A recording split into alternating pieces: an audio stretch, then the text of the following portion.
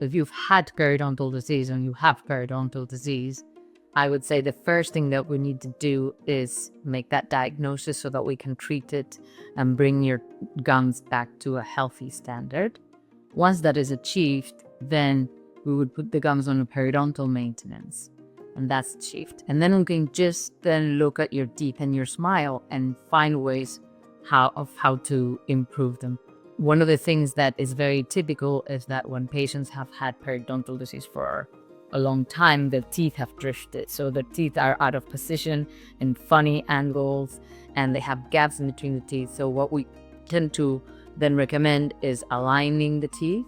Once the teeth are aligned, the other thing that you can see when there's been recessions is that the root looks yellow and the tooth also looks yellow. So we whiten the teeth.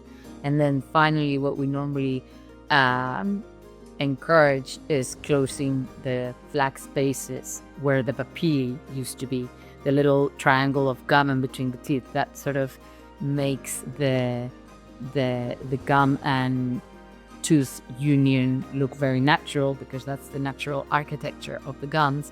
That's normally missing, and so what we do is we mask it with bonding. And because of the fact that we're a multi-restorative, multi-specialist practice, I don't need to be involved in all of it. All I need to know is where Kimberly could come in and help us, or where David could come in and help us with an implant or